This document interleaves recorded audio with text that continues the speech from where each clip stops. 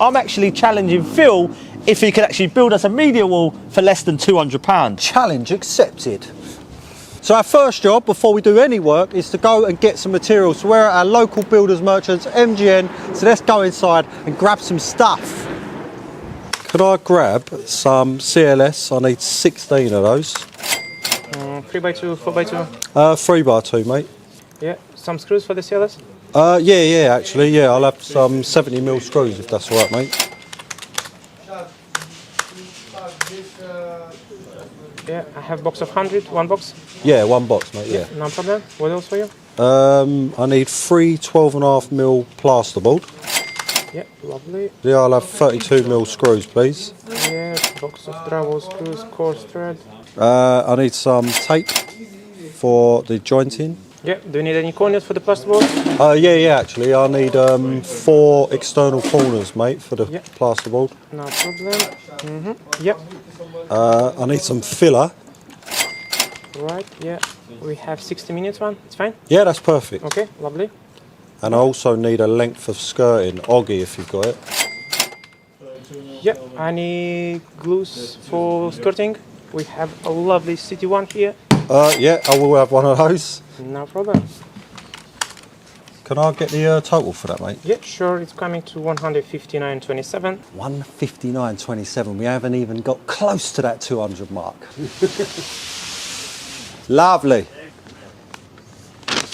Is that the best one you've ever seen? Right, that's us all loaded up, all the materials on the back. So we're at £160 so far, but we have also got a TV bracket to buy and also a little extra surprise. So let's go get the other bits. Right, we're down to about £25 now, so I'm going to see if we can get some LEDs for our shelf. And boom, only £11.75. Right, that is everything ordered for our media wall. It's now time to start putting it all together. Right, now it's time to assemble our media wall. But in this video, me and Phil are actually going to be building this with the least amount of tools possible. So the bare minimum we're going to be using is a tape measure, a pencil, a handsaw, a combi drill, a spirit level, and of course, a hammer. It doesn't have to be pink. So your first job when building a media wall is deciding how wide you want it. We're actually going to build this one 1.8 metres across. Right, before building our media wall, we've had to just remove any coving, dado rail or skirting that's going to get in the way of the build. So our first job is to fix a piece of timber to our wall, as is going to be blocked. So we need to drill and plug this. So we don't actually need to cut our pieces of timber down because our ceilings are 2.4, but if you do, now's the time to chop yourself 2 pieces of 3x2 to the height of your ceiling. So to fix our plate, we need to first pilot our wood. So we're going to mark 200 at each end, 200mm, and then we're also going to put one in the centre. So because these are 2.4, we're going to do it at 1.2 metres. And then we're going to be using our combination drill. We've got it onto drill on the top, and then we've got ourselves a pilot wood bit. And we're just going to drill through our timber. Now that we've got our pilot holes, we've got ourselves some 70mm wood screws. And then we've also got our screwdriver bit inside of our drill in our combi. And then we're just going to put our screws in, but not all the way. And then what we do is we get our timber into position using our level to make sure that it is plumb. And then we're going to send our screws through enough to mark the wall behind. And then you should be left with these little marks. And once we've got our marks, we're going to get ourselves a 7mm SDS bit or masonry bit. And then we're going to switch our combination drill over to the hammer function. So normally a picture of a hammer, and it should make this noise. And then we need to pick a wall fixing. So we're using Fisher Duo line. So it's just a wall fixing. This is going to go inside of our wall. So this one requires an 8mm hole, but if you remember I'd said 7mm, and that is because older walls, sometimes it's better just to drop down 1mm in size. So now we need to drill our hole to the depth of the wall fixing that we're using. So for us, it needs to go this deep into the wall. So a top tip, so if you get a piece of tape and wrap it at the depth that you need to drill to, and that is going to stop you drilling into your neighbour's house and giving them some free coat hooks. So now that we've covered all that, we can get our holes drilled. So a quick note, when drilling your holes, be careful about any power or water that may be behind the wall. So if you've got a socket, the cables can either be above it or next to it or below. So just keep that in mind when you are drilling your holes. And now that we've got all our holes drilled, we can install our plugs. So we're going to slide it in by hand as far as we can get it, and then take our hammer and hit it so it's flush with the wall.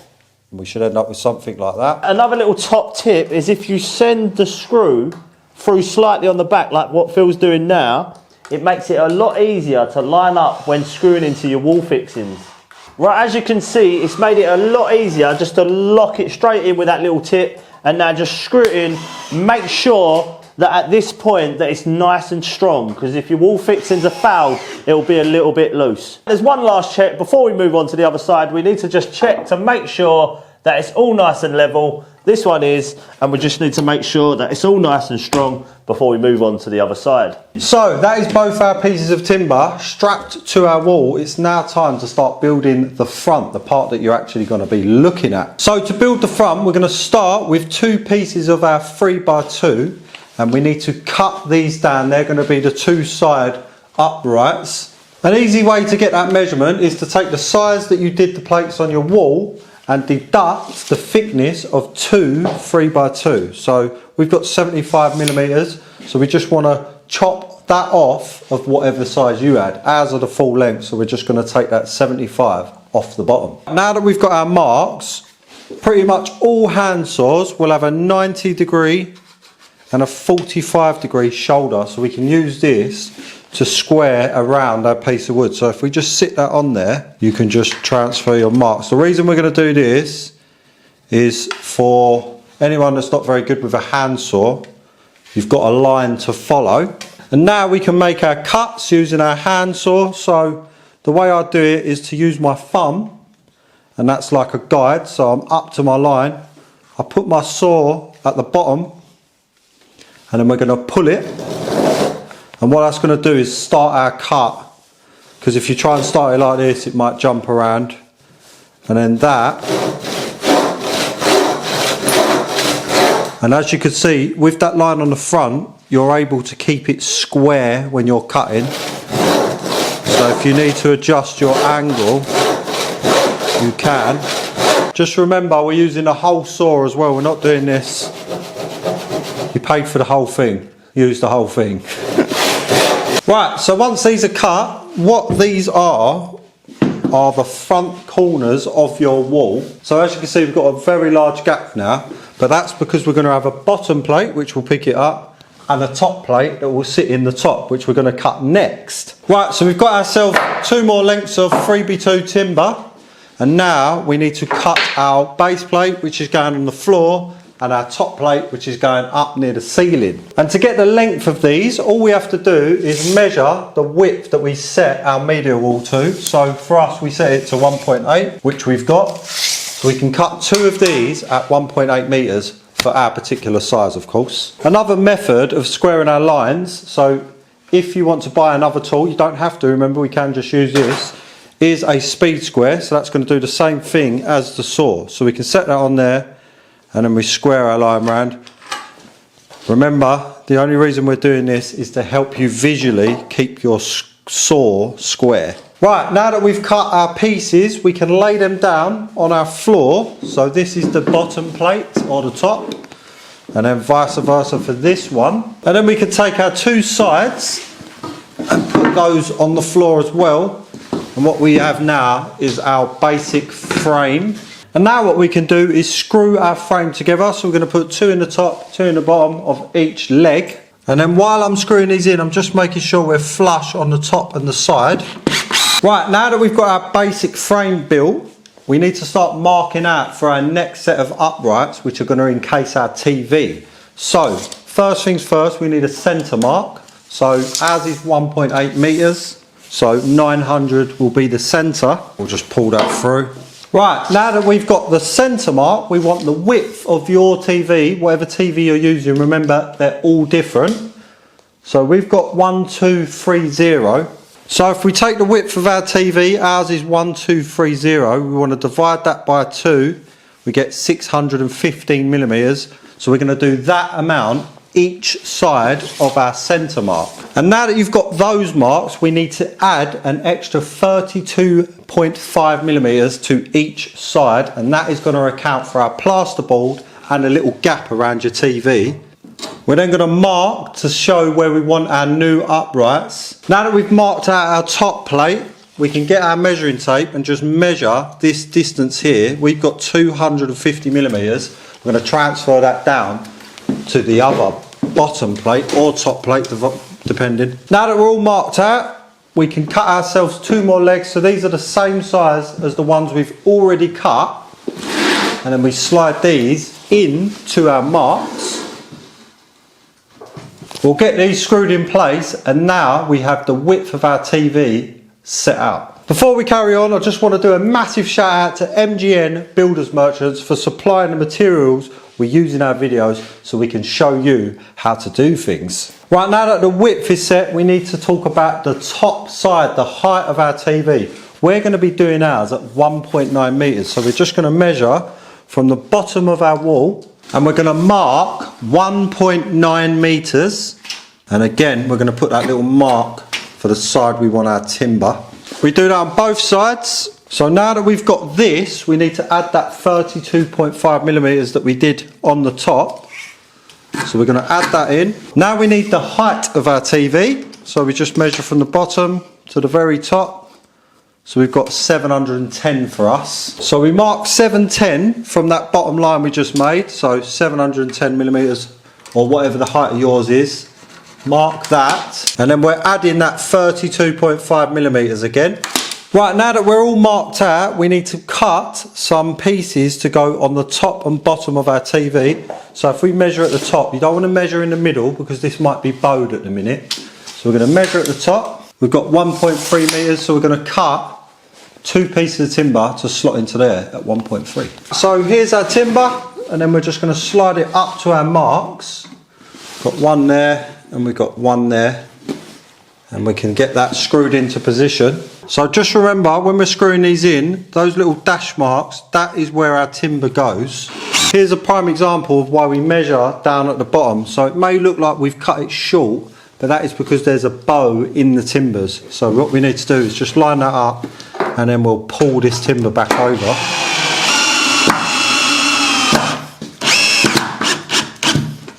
And now we're square. Just to make things clear, this is the measurement of our TV between the 2 lines there. You then added 32 mil, so we've got a space, and then this represents the plasterboard you're going to install. So obviously we're going to lose that. That's our little gap to manoeuvre our TV, and that is why we add it. It's now time to mark out for our shelf that's going underneath our TV. So we've decided we're going to go 340 mil from the bottom of the bottom plate of the TV. So we'll scribe that across.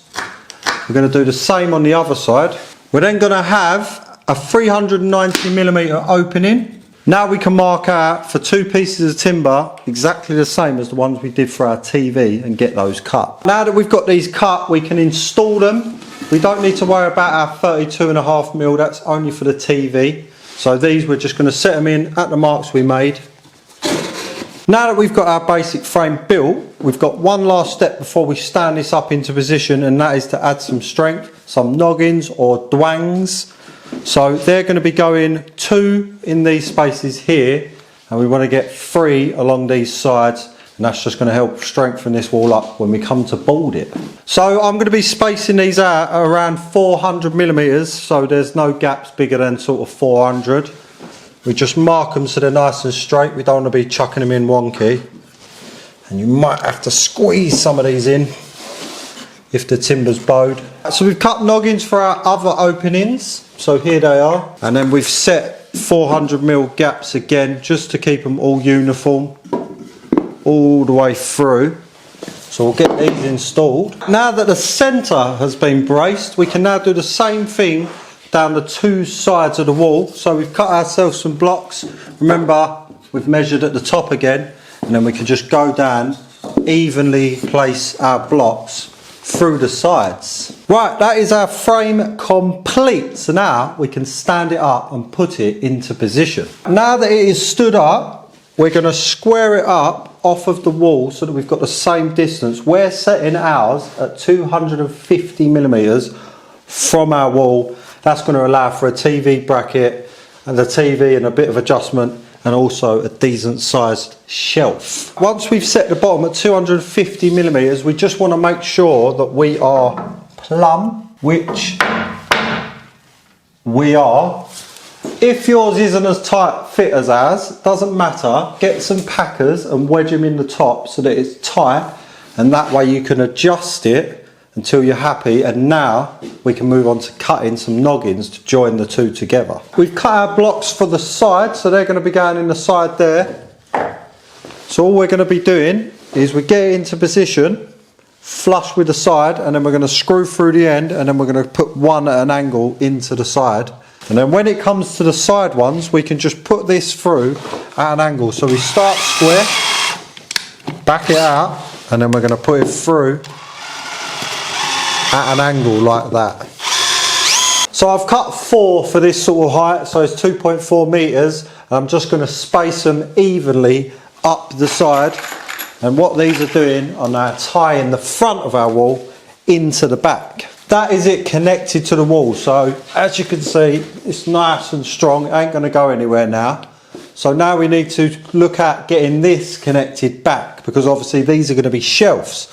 So when it comes to these plates that we put on, they're going to carry everything. It's going to make your life much easier. So we want 1, 2, 3 and 4. So we need to measure between and cut 4 lengths.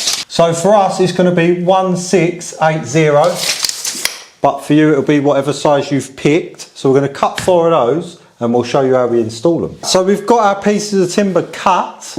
Now we need to know where they're going to go. So if we get a level, all we need to do is come across, make sure we're level. So that for us is there. This level's a bit over the top for what we're doing, but you know, you can make use of whatever you got. And then once we're level, we just transfer a mark over onto the wall. We're going to do that both sides. Now that we've got our 2 marks, we need to install our timber below those marks, and that will give us a perfectly level shelf. So we take our timber, apply some CT1, remember at the beginning of the video, along our bit of battening, and then we can slip that in next to our marks. So we can now screw into the ends, and the reason we've put the CT1 through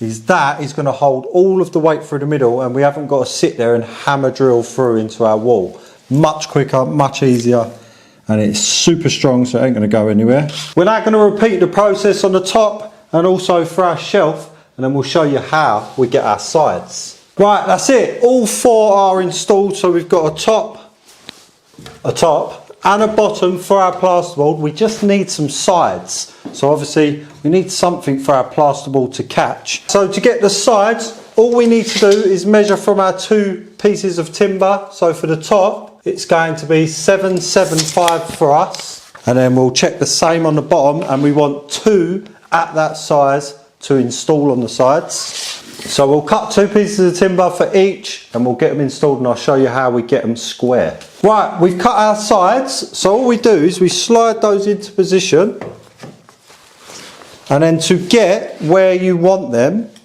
we can just measure the front, 250 millimeters, and we can just match that on the back, and that way should be exactly the same, because we've got 2 of the same sizes, remember?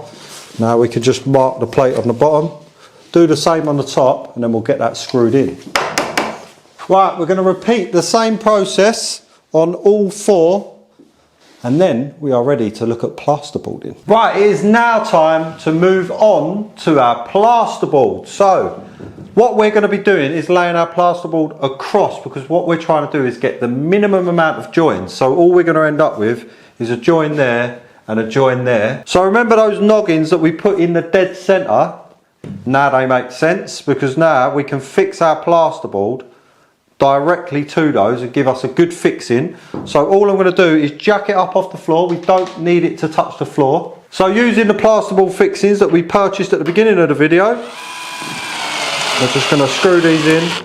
Remember, we're only putting them in just below the surface. Don't send them all the way, because otherwise they lose their strength. So we're going to draw a level line on every single stud, and what that's going to do is allow you to know where we're going to be putting the rest of our screws. So we're going to do it on all 4 of ours. Right, now for the fixings that you're going to need, a dry liner is just going to put them in, they know off the top of their head, but for you and me, we can mark these out. So for external corners, every 200 millimeters, if we just put a mark, now you know you're using the correct amount of fixings. So I'm going to do that across the rest of our upright studs. We have got more screws to add through the centre, but we're going to be cutting it out first, so we'll mark the rest and then we'll get those fixed in. Right, now that we've got all of our fixings in place, for now, we can take our handsaw that we've been using for our timber, and if we just hold it flush against our stud, we're going to cut down until the bottom of our opening.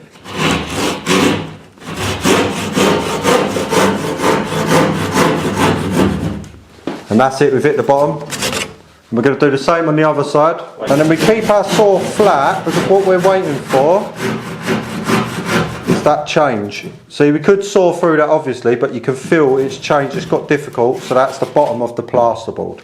And now for the top side, rather than using our saw, we can use ourselves a straight blade or a knife or a Stanley knife, whatever you know it as. And then we're just going to run along the top of this board here, just scoring the back, like so. And once we've done that, we can just literally apply a bit of pressure towards ourselves and they snap. Once that's happened, we can just run our blade on the underside, like so. And that is our opening cut. Before we move on to cutting out our shelf on the bottom, we can mark out and put our screws in this top piece here, because we want as much strength as we go along. So we'll just mark the centre there and then use ourselves a spirit level again, hold that in place, and we can just mark through and then measure out for our 200 millimeter spacings. We really want to keep 2 fixings on the corner, about 25 to 50 millimeters from our corner. Right, and when it comes to all this marking out, for any of yous out there that obviously are builders, we know you ain't sitting there marking this out, and this goes for the people that are learning. Most people are not doing all these, you can just eyeball it, but this is for you, so you could just follow along, and it's much simpler for you to follow if I give you measurements. That's why we're doing it this way. So when it comes to our shelf, obviously there's no way to get our saw in, so what we can do, if we just measure down, so we're roughly near the bottom but not at the bottom, so for us that'll be around 700. We just mark that, and all we want to do is just cut ourselves some sort of hole so we can get our saw in and start cutting our opening out. Again, this is not the best method. I'm just trying to simplify things using the most basic of tools. So obviously there's pad saws. We've actually got a flush cutting router bit that will zoom this out in 3 seconds, but we're trying to break it down so you can do it with like minimum tools. I'm going to keep making repetitive cuts over the same line until I break through the board, which I have, and then we're going to keep going, and it doesn't matter the shape as long as we can get our saw in and start following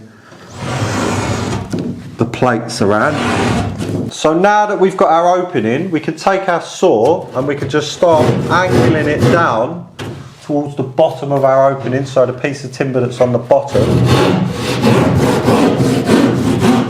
And again, you may want to just take pieces out so you can see what you're doing.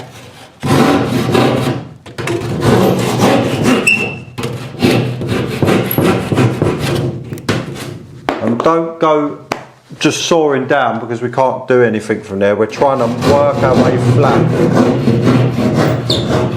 So there's no point rushing. You're better off just working your way down. The less damage you do now, the less repairing you've got to do later.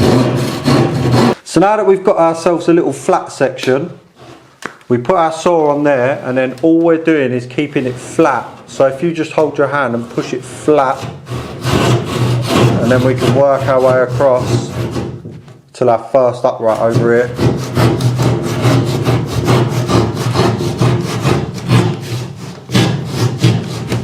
And now we've hit it. We can do the same this way. Right, so now we're coming across this big opening. We can't actually hold our saw flat.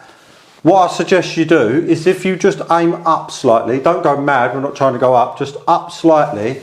That way you don't risk having a rough edge. We can come back over that once we've got it open. So again, if you're used to this, you can just do it freehand. But for you learning, just aim up. Right, so now what we can do is start coming back to our big hole that we made and just taking pieces of plasterboard off. So we're just going to cut this big chunk out. Now what we can do is if we come away from where we know our edge is, so here, we can cut that, give it a little push, and we can get that out of our way. So now we can get our saw in to come up. So again, we're going to come in from our edge because we're going to come back over that so that you get nice clean edges like this. So if we just aim up now until we hit our stud wherever it may be, we've hit it already, so it's there. And we're going to do the same on this side. So now what we could do is mark where the top of our opening is with a level, so from the 2 points we just cut up to. And then what we're going to do is cut below that line, because what we want to eventually do is cut everything from the back, because that's going to give you the freshest edge you can get. So if we just cut an inch below our line, a little knock, and then cut that off. And now we've got our opening, we can use our saw again on the bottom, getting it flush with that plate. And now we can start using our knife on the back edge. Remember how we did the top? So if we just run it flush, and now we can snap the pieces out and just cut the back again. So as you can see, all we've used is a knife and a handsaw, and we're doing the same job that you can with, obviously, if you want to go and get yourself the tools, it will make your life easier, but you don't need it. We can get by with just the basics. Before we cut that side off, we just need to put our screws through around the edges, so this one, that one, and also the little studs that we put in. Remember when we put these in, we kept them all the same. Now it makes sense because it's a lot easier to locate them. So we've got our screws here, which means we've got one there, and we've got our screws here, which means we've got one there, and then rather than finding the rest, we can just use a level because we know that they're all in line. So we just set that level and then just strike our line up. We do that on both sides. Right, that is all of our fixings in this piece of plasterboard. Some of the eagle-eyed viewers may have recognised the spoiler I've left on the side. Don't worry, we do that on purpose. It's easier to leave the board long and cut it off after rather than measuring it and cutting it to size. We could just get our saw, pad saw if you want to go and get one, or a hand saw, and then again we're just going to guide it along the side. Or if you don't want to do that, we could take our knife, if we can squeeze down the side, and then just run it up alongside our batten. And then if we give it a little twist, bosh. And then we could just run our knife down the crease that we've created on the other side. And that is it. We're going to repeat the process on the top board, and then we're going to show you how we fit the sides. Right, sometimes when we break these off, I thought I'd cover this, so you get like little bits of the inside being proud here. So what we do with that, we just take our knife or our saw, and we just drag our knife along just to clean them so that they're flush, because we don't want anything protruding because it will push our next board unlevel and we want it nice and flat. So if we just drag our knife along any of those rough bits and just smooth them out. So we've created this partition wall so you can get changed and no one can see you. I'm only messing around. So we've chucked a couple screws in just to show you what we're doing. Right, so we're screwing the whole board to the side. You don't have to do this. You can cut it down to more manageable pieces, but this is going to leave us with minimum waste. We're then going to screw this edge. We can see where our wall finishes on the bottom, so we can use our level to make a line for the outside stud. We're going to screw all this up, and then we're going to use our knife on the other side, which we'll show you in 2 seconds. So this side is now screwed on. So the simplest method I can think for you guys following along is to fix it on like so.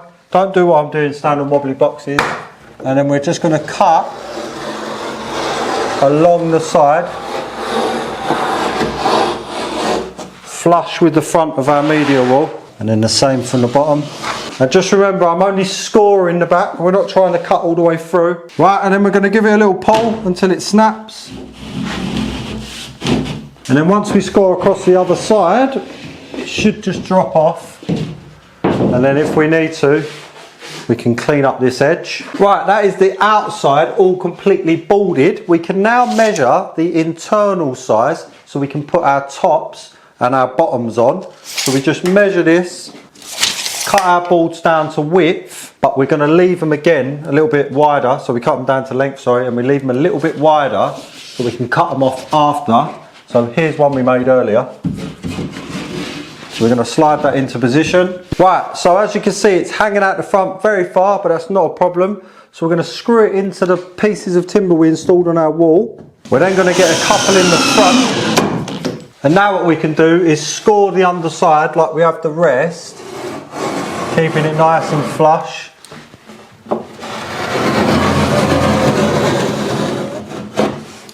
And then we can snap and cut this off. We're now going to take the offcut and install it on the top. Right, so a little tip while we're working above, if you haven't got any help like me, if you push the screw into the board, it frees up your hand so you can get the screw in. So I'm going to get this fully fixed now.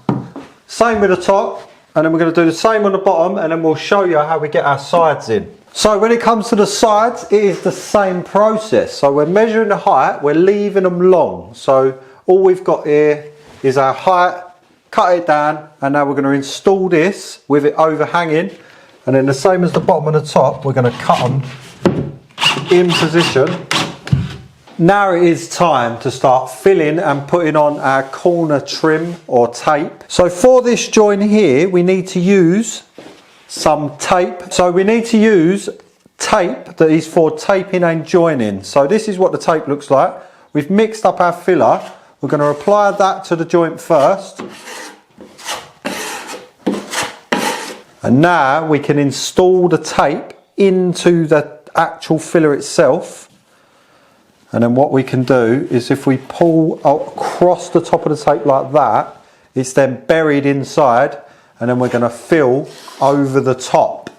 So once your tape's in, you want to get yourself a wider filling knife, and what that's going to do is stop you having a concave inside, so it's going to leave it nice and flat.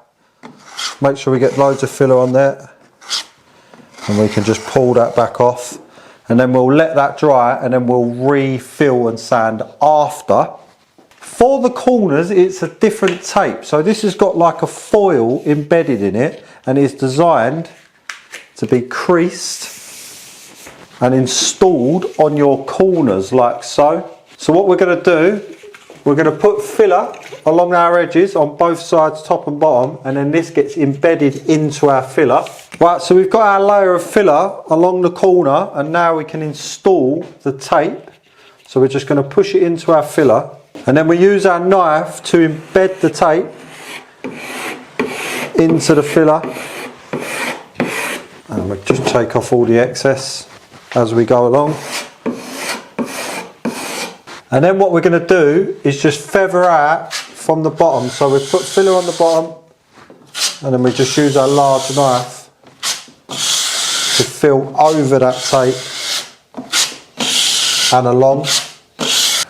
And just remember, when you're doing this, you haven't got to worry about trying to get it absolutely spot on first time. We're just trying to get it in position and a basic fill done, because we will refill this after. That's going to take out any dips or any problems that we've got. And it's the same sort of process for our long corners. So we've pre-cut a piece, and then all we do is we add filler to the sides. And then once we've got it all filled, we can now apply our pre-cut corner. So again, we're just pushing this in to the filler. And what that's going to give us is a nice strong corner. Right, so that's the corners and the tape. When it comes to the screws, we just get our filler on our knife, push it over and into the screw like that, and then we just drag back off, and that are the screws filled. Super quick, super easy. So over, off, over, off. So we're going to do that to all the screws, get our corners on. Right, so that's it guys. What we did, we put that first layer of filler on, we let that dry, then we applied another one, and then we've sanded it, and now we're going to add some paint and give it its final fill. Now, when you apply your first coat, it's not going to look fantastic. It's just going to look like you wet the wall, but you need to get the first coat on to actually see what you're doing and what you got to work with. So you literally just roll it on light as possible. This helps to see any of the imperfections that you can't see, because obviously you've got the mixture of the plaster and the filler. Just remember, this is a step-by-step process, so don't try and get it all on at once.